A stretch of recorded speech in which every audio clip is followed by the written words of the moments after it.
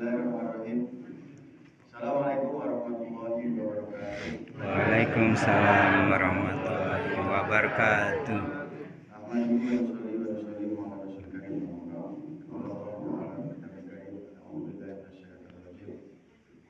Jelaskan. Bismillahirrahmanirrahim.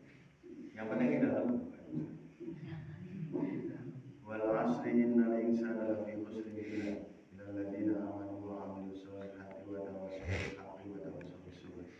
Wa qala wal takum minkum ummatun yad'una ilal khairi wa ya'muruna bil ma'ruf wa yanhauna 'anil munkar wa ulaika humul muflihun. Qala Nabi sallallahu alaihi wasallam, jaddidu imanakum qila ya Rasulullah wa kaifa nujaddidu imanana? Qala Rasulullah sallallahu alaihi wasallam, aksiru minkum la ilaha illallah. Wa qala kullun ummati yadkhuluna al-jannah illa man aba. Qila wa ya Rasulullah? Qala Rasulullah sallallahu alaihi wasallam, wa man ata'ani dakhala al-jannah wa man asani faqad.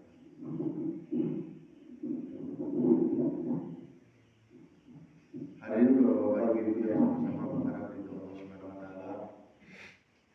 Seluruh jamaah mushola yang mudah-mudahan pagi hari ini selalu diberikan rahmat, berkah, taufik dan hidayah oleh Allah Subhanahu wa taala. Yang saya muliakan, saya banggakan imam dan seluruh pengurus mushola, kemudian para ahli ulama, para tokoh adat dan maupun imam, tokoh-tokoh ibu-ibu, bunda kandung, tokoh pemuda, ada pak pemuda, pemuda kata imam, Tagalog juga. Tagalog juga.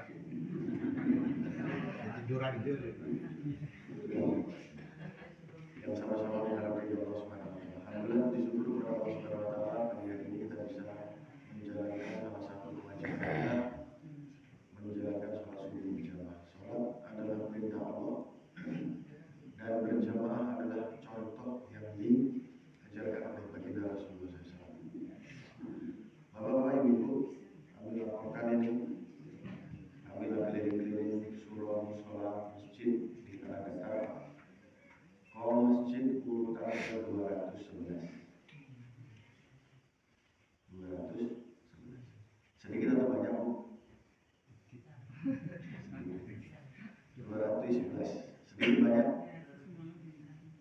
Sedikit banyak, Bu? Hah? Lah 211, urutan ke 211. Sedikit atau banyak, Pak? Banyak. Sedikit. Jumlah masjid 243 di Tanah Datar. Masjid 243. Mushola, surau, langgar jumlahnya 804. Jadi seluruh masjid, surau, mushola, langgar di Tanah Datar 1047. Tanah Datar ada 2 Polres, Pak. Polres Padang Panjang, Batipu, Purwokerto, Batipu Selatan, Polres Padang. Tanah Datar yang masuk Tanah Datar 1040. Alhamdulillah kami keliling-keliling sama bapak-bapak sudah sampai 211.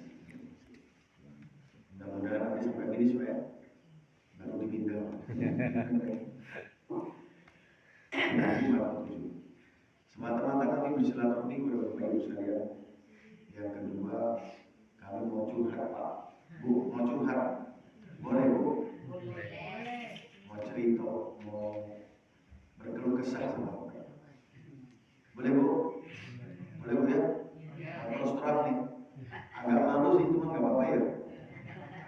Kalau aku mau minta sumbangan, Bu, minta sumbangan, boleh? Boleh, Pak? Nggak boleh? Nah, ceritanya begini, Pak. Saya itu punya kos-kosan. Yang mau masuk sana banyak. Cuma kos-kosannya sempit. Kalau orang sudah tidur itu berhimpit-himpit begitu, Pak. Ini mau kami renovasi, mau kami luaskan supaya banyak yang masuk sana. Maka kami minta sumbangan putar-putar. Boleh, Bu? Boleh ya? Boleh, Pak? Boleh, Bu? Kos-kosannya bagus, Pak.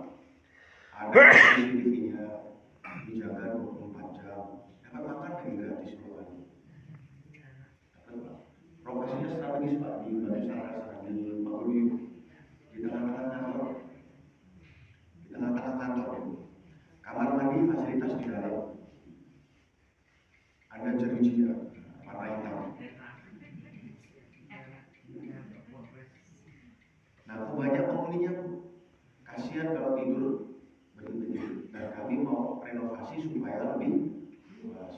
banyak orang masuk sana.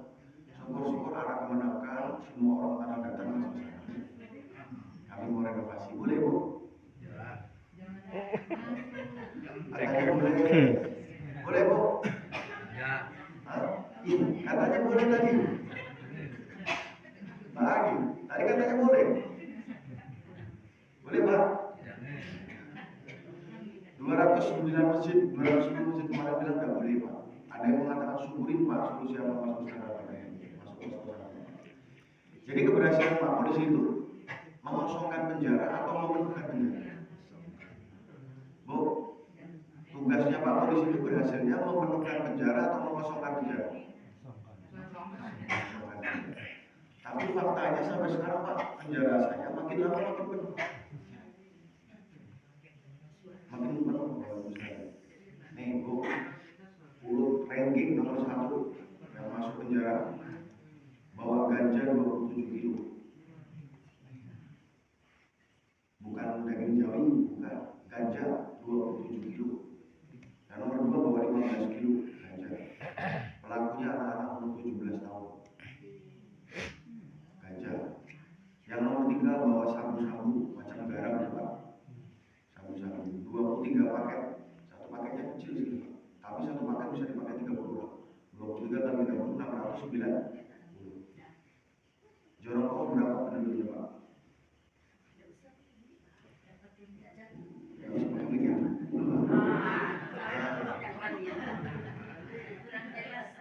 Makanya tadi saya turun nih. Ini jelas Bu? Jadi boleh nggak saya minta sumbangan?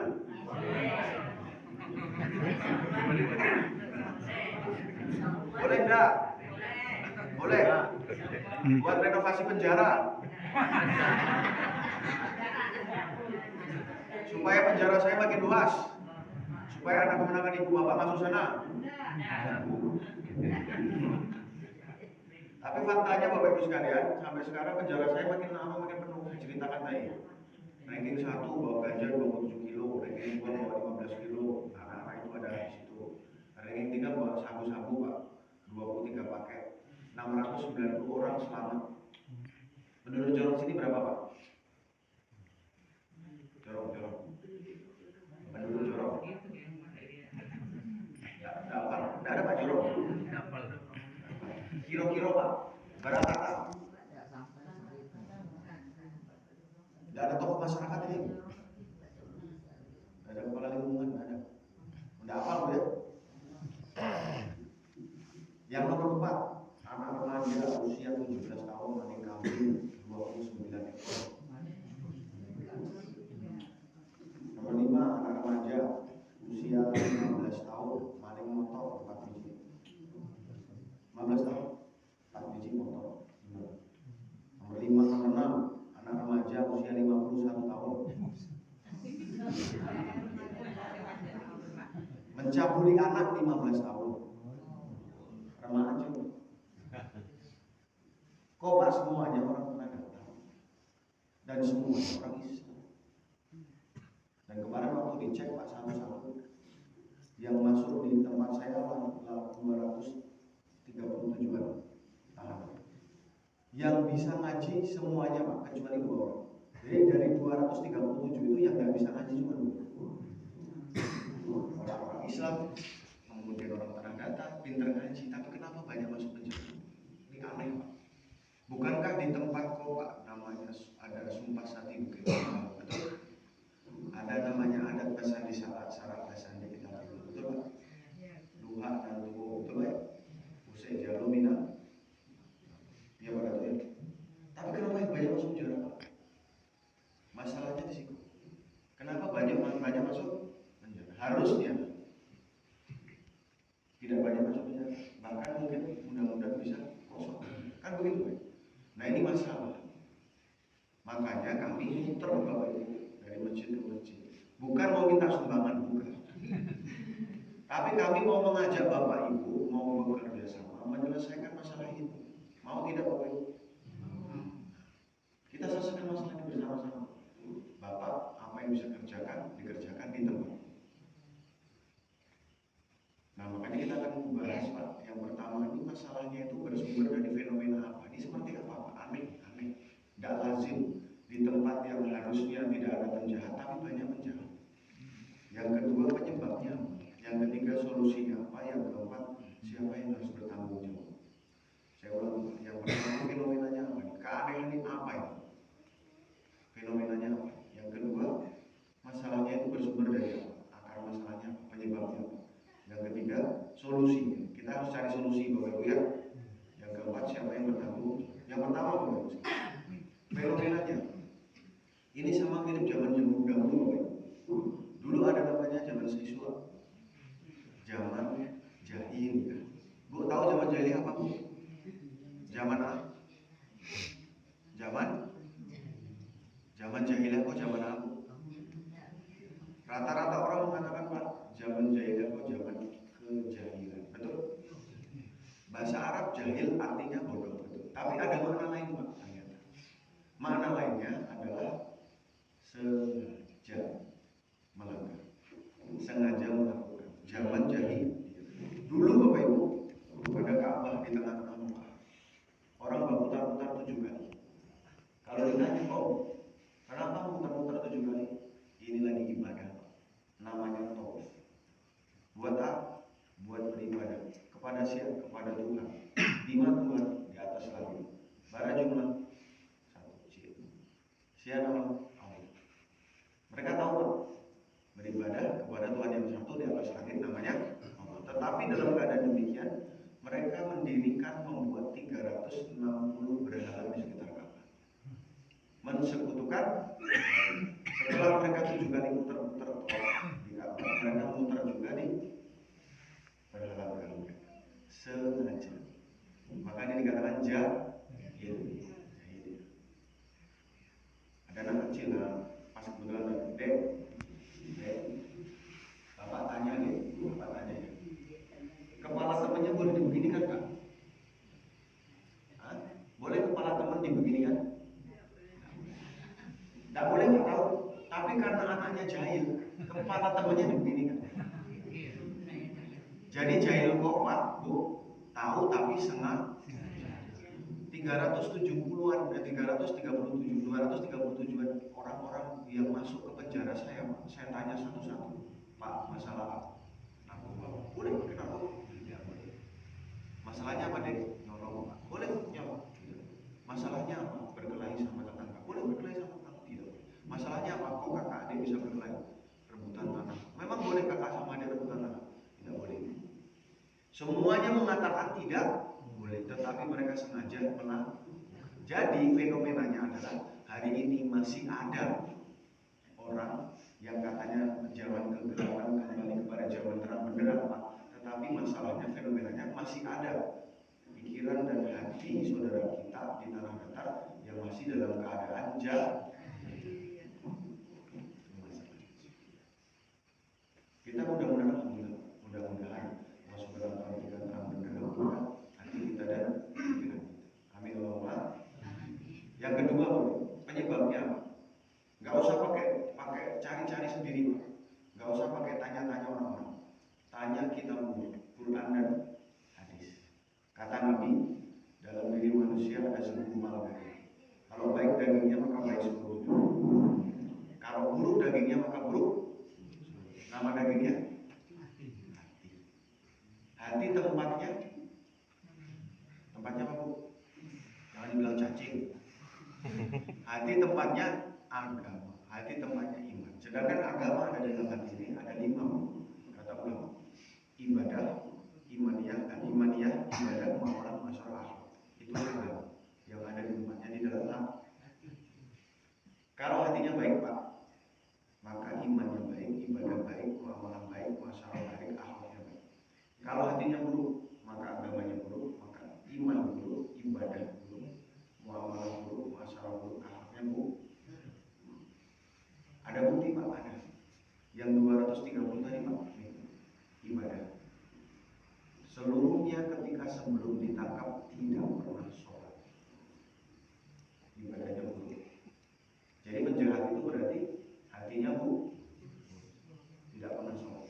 Padahal dalam Quran disebutkan inna sholata tanha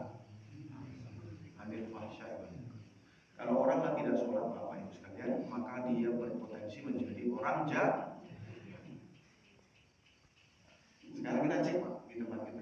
Tadi makanya kenapa saya tanya jumlah penduduk berapa di sini? Berapa kira-kira buat masjid satu?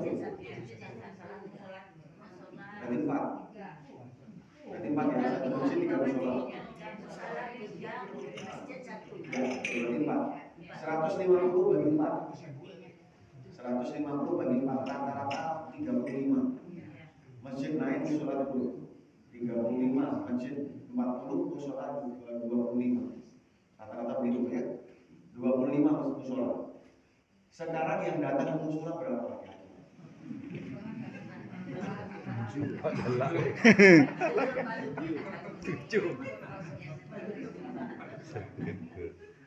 Sembilan sama anak 8 Pak. 25 dikurangi 8 berapa? 17. Yang 17 kamu apa? Bu, kamu 17. Kalau kau sholat apa enggak? Baik sangka bu, sholat Pak. Yang sholat berapa? 10. Nah, misalnya yang 7 kamu? Merantau. Pertanyaan saya terakhir, apakah Bapak Ibu yakin di sekitaran sini seluruhnya sudah sholat? Loh, saya balik pertanyaannya, apakah Bapak Ibu yakin kalau di sekitaran sini ada yang masih tidak sholat? Ada.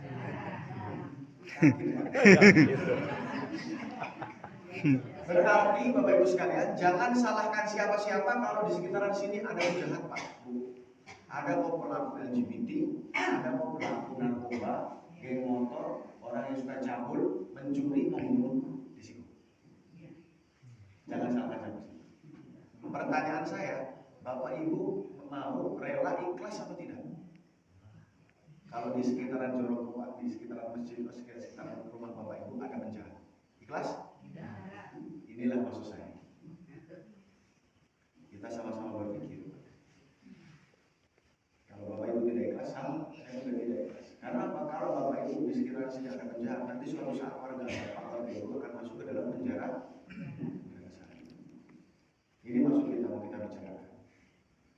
Yang pertama fenomenanya ketemu, jadi dia. Yang kedua penyebabnya ketemu, rusaknya hati, rusaknya agama sehingga orang menjadi penjahat. Dan ternyata ada di sini potensi. Nah, maka yang ketiga Bapak Ibu sekalian, baca solusinya apa? Bagaimana jalan keluar? Bapak Ibu sekalian, penjahat tadi karena agamanya Bu.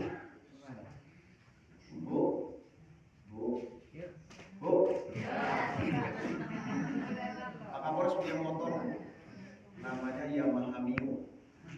Yamaha rusak Bu, dibawa ke mana? Bengkelnya bengkel apa? Bukan bengkel Honda. Kan semua motor di situ Honda Pak ya? Sama kayak bukan saya Pak, semua motor namanya Honda. Tapi berbicara masalah merek, Yamaha Mio dibawa ke bengkel kalau rusak. Bengkelnya bengkel motor, motornya motor Yamaha. Sampai di bengkel motor Yamaha ketemu sama ahli mesin metik, bukan manualnya Pak ya. Motor Yamaha metik. Itu motor Pak. Treatmentnya harus pas, treatmentnya harus cocok. Itu motor ketemu sama mekanik ahli mesin manual nggak jadi itu motor Pak, betul? Itu motor. Bagaimana kalau manusia yang menyebabkan rusak hatinya, yang menyebabkan dia beribadahnya tidak bagus, akhirnya masalah menjadi penjahat. Kalau rusak itu orang dibawa ke mana? Bawa ke mana Bu? Penjahat tuh. Dibawa ke masjid. Dibawa ke surga. Nah ini maksud saya Bapak Ibu sekalian. Kalau Bapak Ibu tidak ikhlas ada warganya jadi penjahat, maka balikkan mereka ke surga.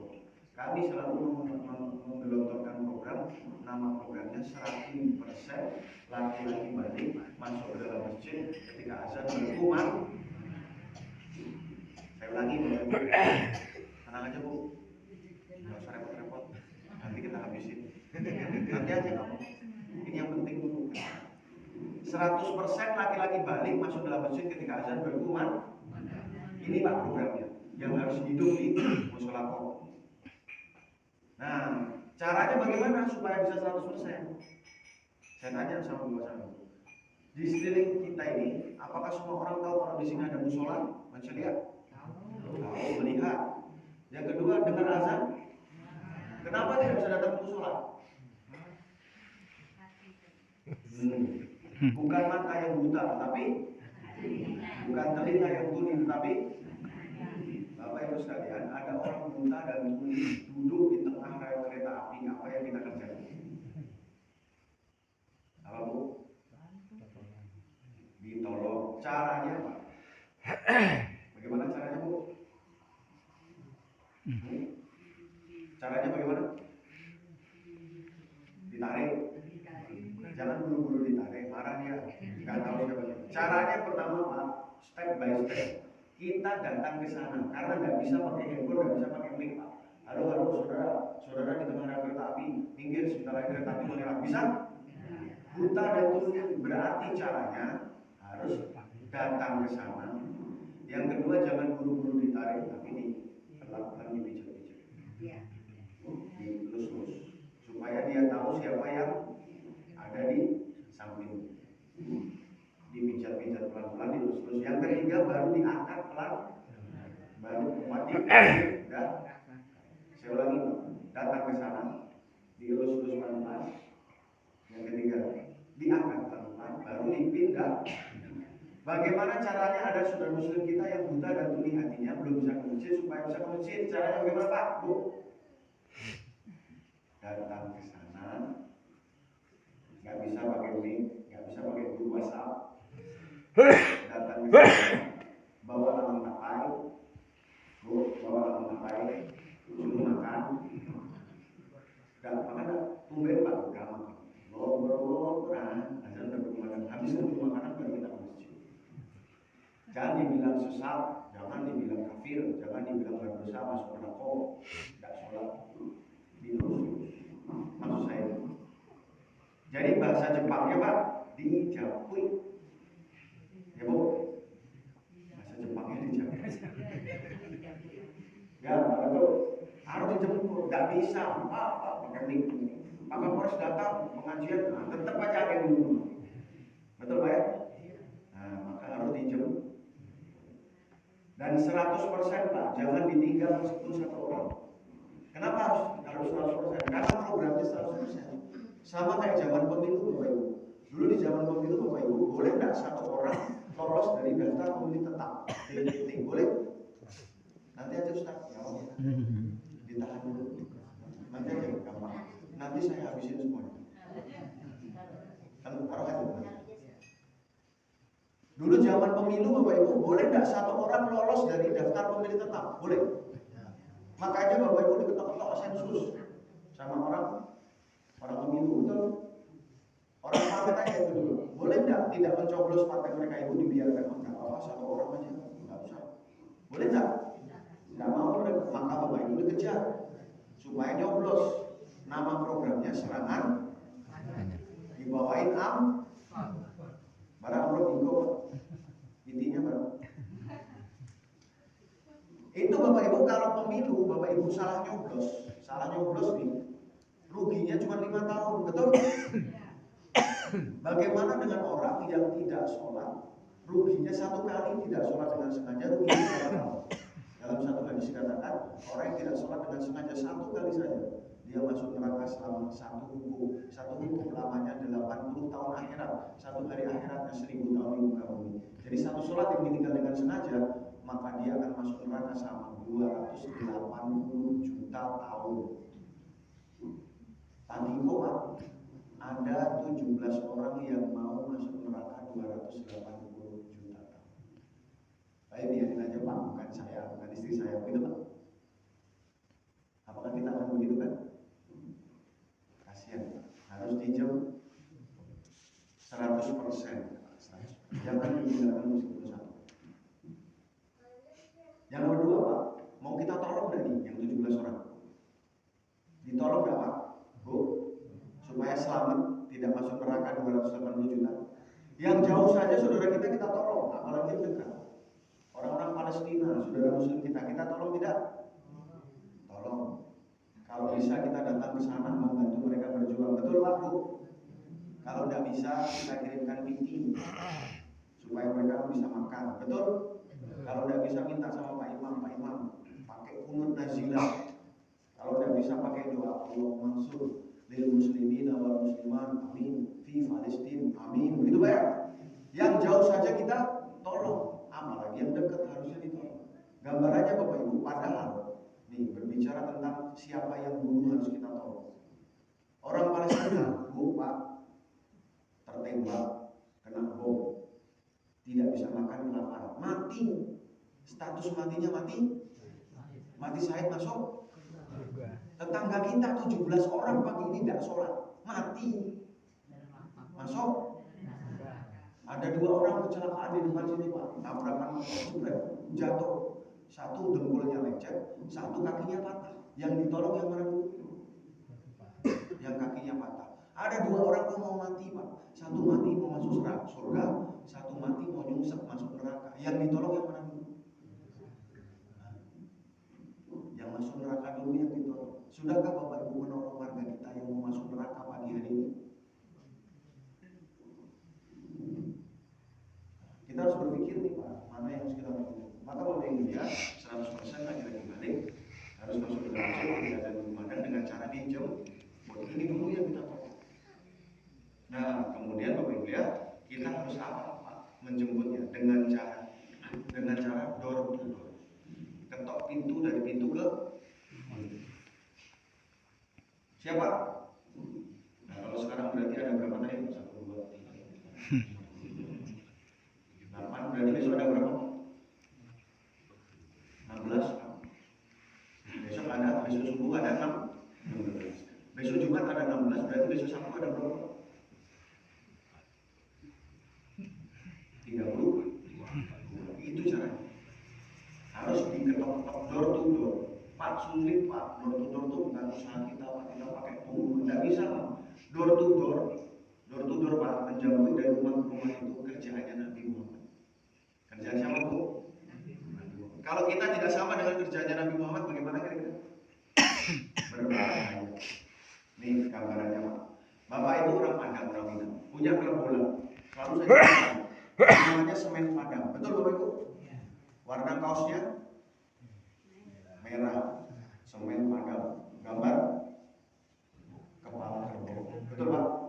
Saya orang Jakarta, punya klub bola namanya Persija Jakarta Pak. Warna kaosnya oranye sama merah, tanding di Padang. Bapak Ibu datang pakai kaos merah, teriaknya hidup semen Padang. Saya datang pakai kaos oranye, teriak hidup Persija Jakarta. Bayangkan Bapak Ibu, di tengah Bapak Ibu yang pakai kaos merah Pak, ada satu orang pakai kaos merah juga, tapi teriaknya hidup Persija. Atau kebalik Pak, ada di tengah-tengah Bapak Ibu, teriaknya hidup Persija tapi pakai kaos, teriaknya hidup semen Padang tapi pakai kaos oranye. Apa yang terjadi kira-kira?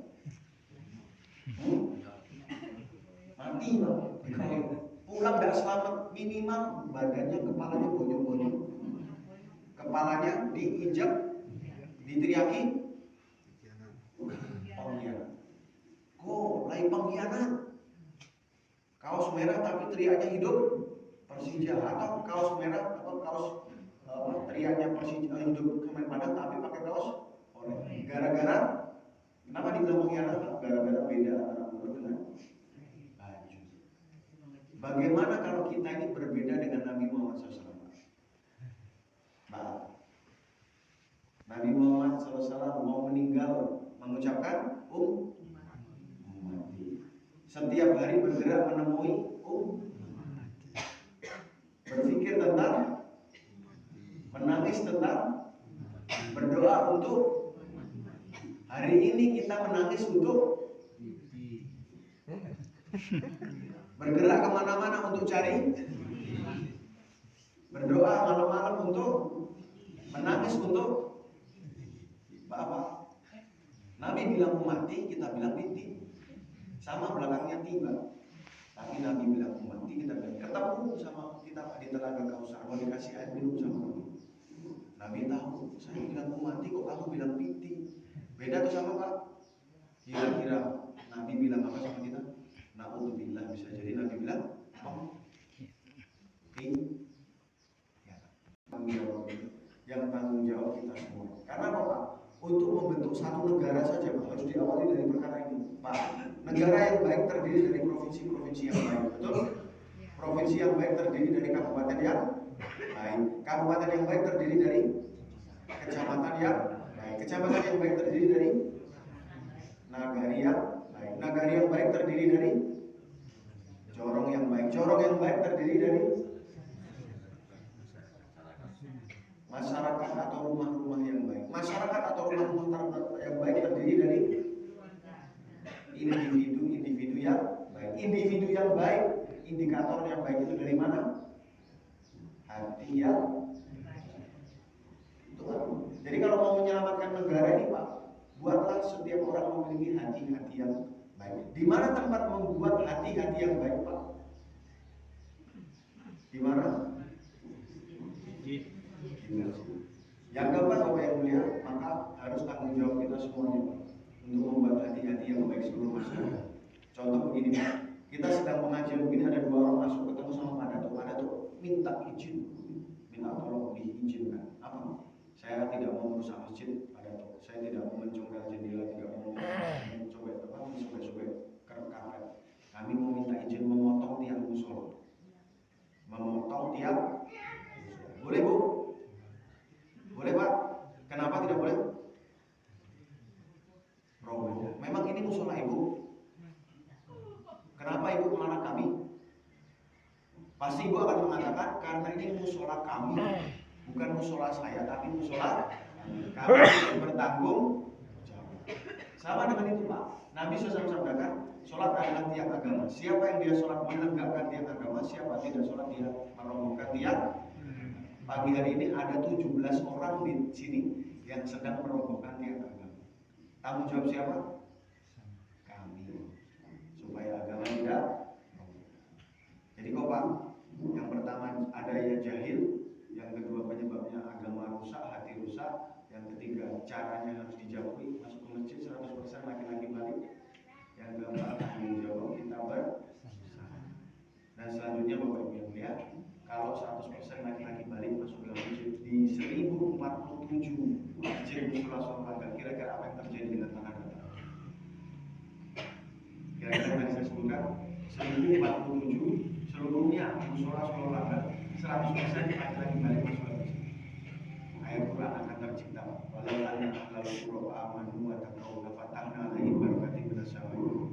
Kalau seandainya penduduk dalam satu negeri negara jorong, nagari beriman dan bertakwa, imannya sempurna, takwanya sempurna, implementasi dari iman, maka Allah berikan keberkahan dari atas, keberkahan dari bawah. Yang dari atas hujannya menyuburkan tanaman, tanamannya berhasil panen, tidak ada kelangkaan, harga tidak naik tinggi.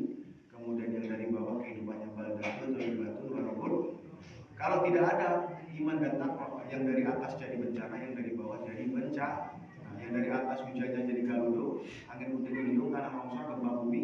Yang dari bawah kehidupan carut marut, harga melambung tinggi, kelangkaan BBM, anak berani pada orang tua, narkoba, LGBT, geng motor, kejahatan, cabul dan lain sebagainya. Dan yang terakhir Bapak Ibu sekalian, Bali ke Suro. Bali ke Suro punyanya orang mana Bapak Ibu? Punyanya orang mana Pak? Orang Minang. Balik ke Suro punyanya orang Minang. Anak di Pangku, kemenangan dibanting. Anak di Pangku, kemenangan dibimbing, orang kampung dipatengakan. Anak disayang dibawa ke rumah, kemenangan disayang dibawa ke Suro. Gimana sekarang Pak kemenangan Pak?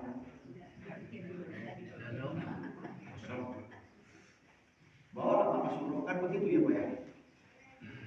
Jadi kalau mereka nanti di dalam surau Pak diajari sama datuk, sama mamanya, sama ulama yang jadi datuk, yang jadi ulama, diajari yang pertama agama. Agama itu apa? Tauhid.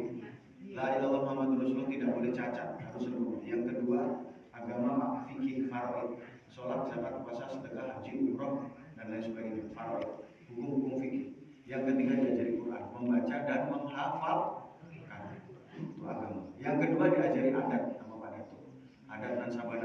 ada teradatkan, ada diadatkan, ada istiadatkan. Betul Pak? Yang ketiga diajari adab. Raso, pariso, sopan, santun, goro, silek, kemudian petata petiti, musyawarah, mufakat. Betul Pak? Diajari 3 ini, agama, adat. Tapi karena mereka sekarang tidak ada di surau Pak, bahkan kami keliling dari 200 masjid, tidak ada 20% saja, nggak usah 100% Pak, 200% saja anak-anak pemuda di masjid waktu subuh, tidak ada. Tapi karena mereka tidak ada di masjid, akhirnya mereka tidak belajar dari mamanya, dari datuknya 3 perkara. Mereka belajar dari mana? HP.